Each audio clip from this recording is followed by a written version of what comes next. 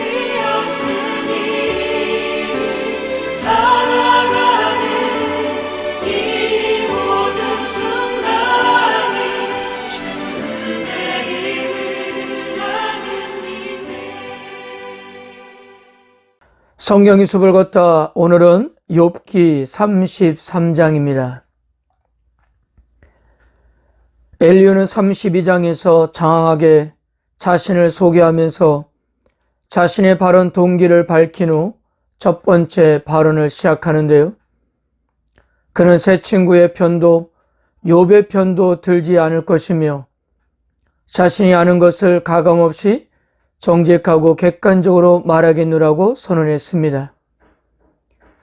그러면서 하나님이 자신에게 지혜를 주셨음을 암시하는데요. 욥과 친구들의 논쟁과 주장은 자신들의 입장에서 펼치는 일방적이고 주관적인 것들이어서 지혜롭지도 않고 진실하지도 않았기 때문입니다. 하지만 엘리후의 말은 하나님으로부터 왔기에 누구도 반박할 수 없을 것이기 때문에 욥을 향해서도 자신의 말에 잘못이나 오류가 있다면 언제든지 반박하라고 말했습니다. 그만큼 자신이 있었던 것입니다. 토론이 제대로 진행되려면 서로 동등한 위치에야 하기 때문에 그래서 엘리후는 먼저 자신과 욥이 대등한 존재임을 천명하는데요. 자신이 연소하고 경험이 적다 해서 무시해서는 안 된다고 했습니다. 물론 엘리후 자신도 욥보다 나은 것이 없음을 인정하면서 모든 토론이 공정하고 객관적으로 진행될 것임을 주장했습니다.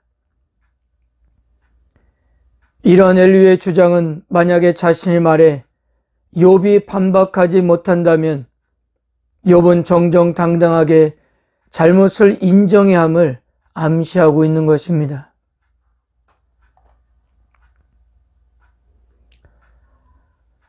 욥은 이전에 자신이 온전하고 깨끗함에도 불구하고 하나님이 욥을 감시하고 적대시 하신다고 주장했는데요.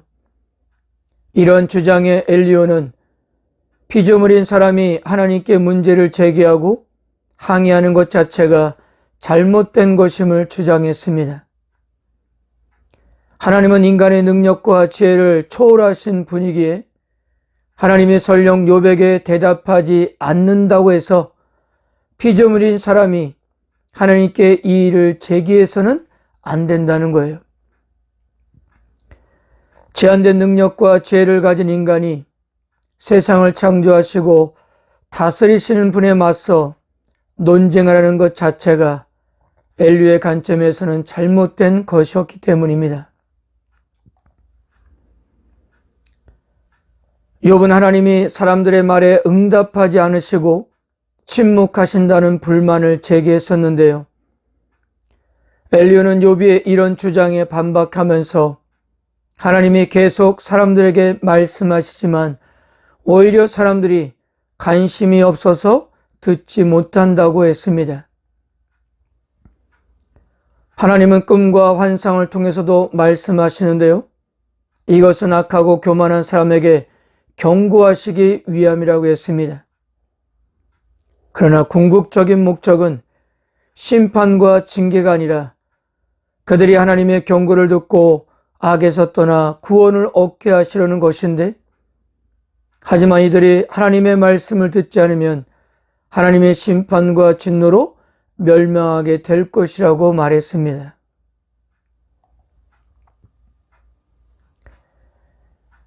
엘리후는 하나님이 사람들에게 응답하시는 또 다른 방법이 병과 고통이라고 했는데요.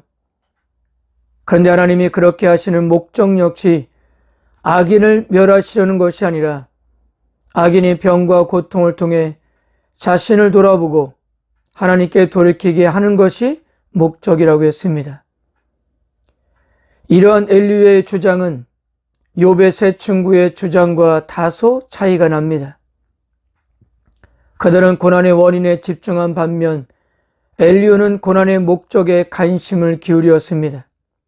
즉 하나님이 욥에게 고통과 고난을 주신 것은 죄에 대한 징벌이기보다는 욥을 구원하시고 생명의 길로 인도하시기 위함이라는 거예요.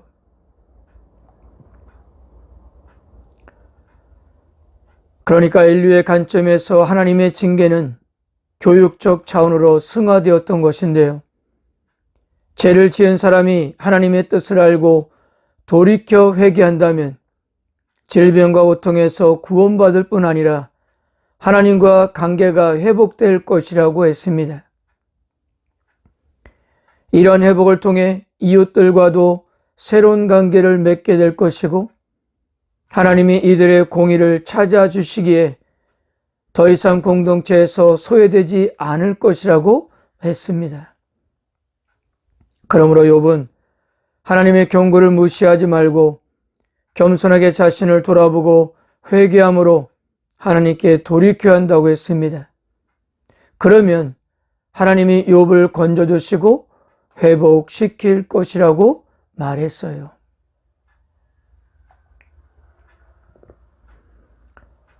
사랑하는 성도 여러분, 오늘 엘리야의 발언은 욥이 당하는 고난의 원인에 대하여 욥을 죄인으로 결론지었던 세 친구들과는 달리 고난에 담긴 하나님의 섭리와 의도를 강조함으로써 욥의 고난에 대한 새로운 이해를 도모했습니다. 그러나 앞으로도 보겠지만 그 역시도 하나님의 의로움을 강조하며 욥에게 자신의 의를 주장할 것을 포기하고 겸손히 하나님께 경배와 찬양을 드릴 것을 촉구했습니다. 그런 의미에서 엘리야의 발언은 욥의 고난을 새롭게 해석하고자 하는 하나의 시도가 될 수 있지만 욥의 고난과 탄식에 상응하는 만족스러운 대답이 아니었음을 알게 될 것입니다. 오늘 엘리야의 발언을 통해 적용해 볼 수 있는 것은 고난 자체로는 아무것도 증명할 수 없다는 사실입니다. 그러므로 우리들은 고난의 원인에 대해 섣불리 판단하여 정죄하지 말고, 물론 여전히 이해할 수 없겠지만 고난이 주는 유익과 선한 목적을 생각했으면 합니다. 우리 자신이 고난 가운데 있을 땐 낙심과 절망에 빠지는 삶이 아니라 하나님의 선한 의도를 생각하며 기뻐할 수 있어야 하고, 반대로 다른 사람의 고난을 볼 때는 하나님의 기쁘신 뜻과 섭리를 생각하며 정죄나 비난이 아닌 위로와 격려를 할 수 있어야 하겠습니다. 성도 여러분, 하나님이 우리를 어떻게 대하시든지 그것은 철저히 하나님의 자유요 권리라는 사실입니다. 우리가 어떻게 살든지 어떤 고난 가운데 있든지 그것은 하나님의 자유이십니다.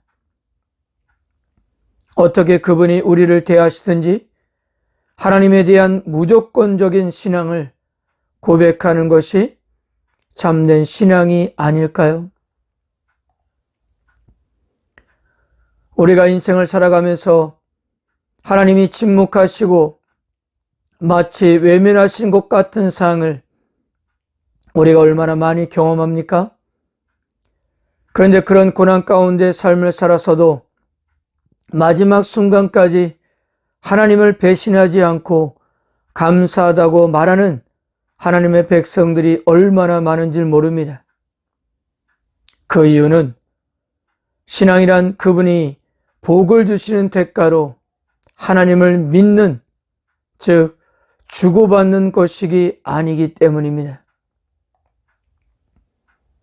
하나님을 믿는다는 것은 우리의 삶에 어떤 일이 일어난다고 해도 변하지 않는 거예요. 내가 비록 그분의 소모품으로 일생을 산다 할지라도 그런 기회를 주신 하나님께 오히려 감사할 수 있는 것이 믿음인 것입니다. 오늘도 어떤 상황에서도 하나님께 대한 온전한 믿음으로 감사할 수 있는 하루가 되시기를 바랍니다. 아멘.